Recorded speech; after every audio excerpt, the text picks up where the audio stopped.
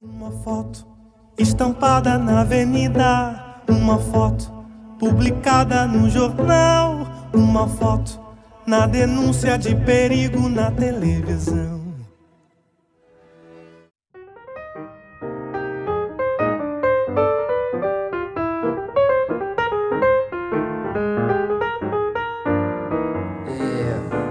Eu sou hermafrodita, ou intersexo, como muitos dizem. Bom, pra quem não sabe, hermafrodita ou intersexo é aquele que tem um pênis e uma vagina fundidos. Eu não tenho um pênis, eu tenho uma vagina, mas eu me considero hermafrodita porque eu tenho características masculinas. Eu tenho sistema reprodutor feminino, mas eu tenho um gogó, eu tenho barba e eu tenho voz masculina. Bom, por que eu tenho... Por que eu sou uma menina e tenho características masculinas? Bom, na gravidez da minha mãe, ela teve um transtorno hormonal que fez com que eu tivesse muita testosterona. E aí, meu clitóris, ele tinha evoluído e tinha aparecido um pênis. E aí ela me criou como achava que eu era. Bom, depois da puberdade eu descobri que eu não era um menino. Que eu sempre fui uma menina, só que eu não sabia. E antes que muitos perguntem, de novo, se eu sou gay, não, eu gosto de homens. E eu vivo ainda como menino porque minha mãe ela disse que a sociedade não ia aceitar eu sendo um menino e me tornar uma menina. Eu não sou.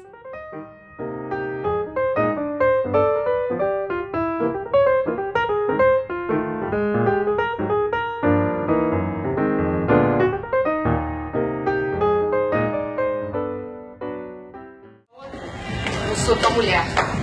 Você seria se fosse. Não entendi.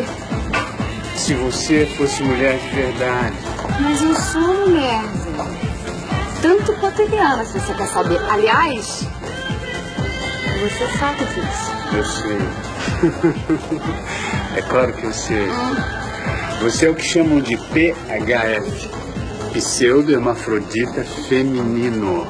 Ou seja, um falso hermafrodita.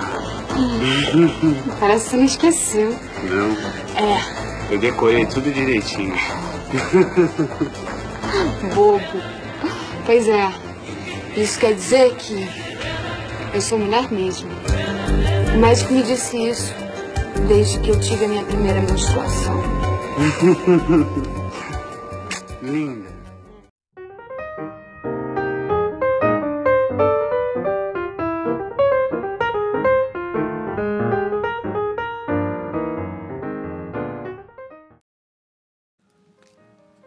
Essa foto aí é de Buba, uma personagem da novela Renascer que era intersexo. Buba, como Eve, foi diagnosticada pelos médicos como Alcide Júnior, pois, segundo a medicina, ela tinha uma genitália externa que se assemelhava a um pênis. No entanto, ela se via como mulher, menstruava e sentia atração sexual por homens. A novela não ajudou no entendimento do que é um intersexo, pois Buba era confundida com uma travesti porque tinha um órgão genital externo que parecia um pênis e não era considerada uma mulher, que era como ela se identificava. A história de Eve e de Buba servem para pensarmos sobre a questão do sexo biológico. Eles foram registrados como meninos, apesar de terem características sexuais dos dois sexos, mas se identificam como sendo mulheres e sentem atração sexual por homens. Hoje, os especialistas em sexualidade e anatomia humanas preferem o termo intersexual ao termo hermafrodita, o qual consideram estigmatizado por se referir somente aos genitais visíveis, mas não necessariamente a outros aspectos, como a identidade de gênero e a orientação sexual. Alguns intersexuais podem optar por realizar uma cirurgia para adequar o seu órgão genital à sua identidade de gênero. Já outros reivindicam o direito de permanecerem no intersexo. O termo hermafrodita se origina da mitologia grega, da história de Hermafroditos, um jovem muito bonito, filho de Hermes e Afrodite, que despertou a paixão da bela ninfa Salmácis. Mas Hermafroditos a rejeitou e dizia preferir a morte ao amor de Salmácis. A ninfa, então, pediu aos deuses para que nunca se separasse dele. Os deuses, atendendo a seu desejo, uniram salmaces e hermafroditos em um único ser, com 2 sexos.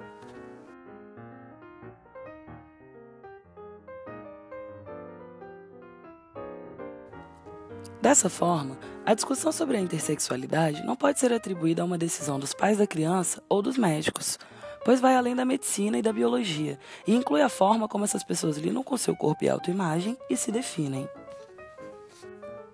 No entanto, assim como em tempos históricos passados, no presente a sociedade, a medicina e a família possuem dificuldades de lidar com os intersexos e não aceitam essas pessoas, tratando-as como doentes, aberrações, castigo de Deus e outras formas violentas.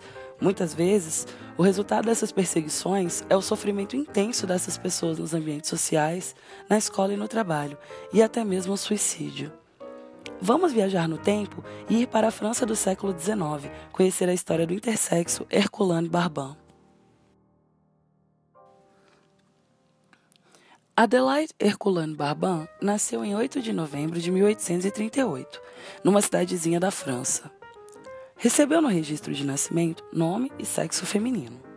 Foi criada como menina num meio exclusivamente feminino, em um convento de freiras.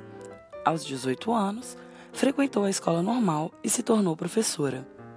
Apesar dela dizer em seu diário que se sentia diferente desde criança, pois não sabia se era menino ou menina, afirma ser feliz no convento e na escola.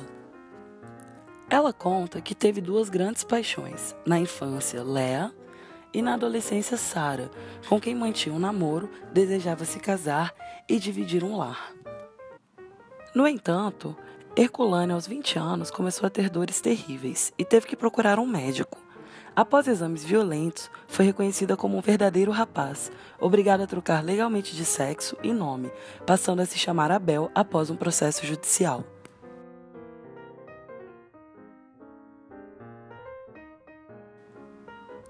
O relatório médico que definiu Herculane como homem concluiu a partir de investigações morfológicas que ela tem uma vulva, grandes lábios e uma uretra feminina. Tem atributos totalmente femininos, mas nunca menstruou. Externamente, seu corpo é masculino e não tem útero. À noite, as sensações voluptuosas são seguidas de um escoamento espermático, que é o verdadeiro testemunho do sexo. Podemos, portanto, concluir que Herculane é um homem. Após o processo judicial e o escândalo social, ela foi obrigada a sair da sua casa e da cidade onde morava, abandonar seu emprego e se separar de Sara, seu amor. Mas Herculane nunca conseguiu se adaptar a essa nova identidade que lhe foi imposta e se matou aos 30 anos de idade. Sua morte não teve importância nenhuma na época. Para a sociedade, os médicos e a justiça que lhe roubaram a vida, seu passado e sua história era só um cadáver de uma aberração sexual. No seu diário ela diz: "Tenho 25 anos, sofri muito, sofri só. Abandonada por todos, não havia lugar para mim nesse mundo que me evitava e me considerava maldito. Desde criança sabia que era diferente, e desde então tinha um distanciamento instintivo do mundo, como se já soubesse que viveria nele como um estrangeiro."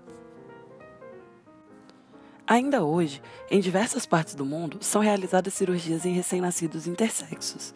Mesmo não havendo nenhum indício de que a condição de intersexualidade traga problemas de saúde ao indivíduo, os médicos continuam mutilando pessoas que ainda não decidiram se querem ser homens ou mulheres, ou ainda se manter intersexo. Um dos maiores desafios dos intersexuais é conquistar o direito de decidir em assuntos que afetam seus corpos e sua saúde, e decidir se desejam realizar alguma intervenção cirúrgica.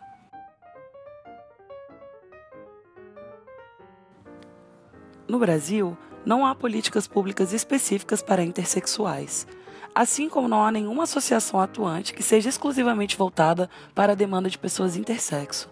As demandas são expressas e resolvidas isoladamente ou articuladas às reivindicações e projetos de leis de outros grupos identitários, como transexuais e travestis. Assim, a visibilidade pode ser considerada como um instrumento de emancipação e de promoção da dignidade em pessoas nascidas intersexuais. Os ditos erro e anormalidade estão nas nossas normas, não nos seres humanos. Gênero não é genitália, e violência contra os intersexos é sim crime.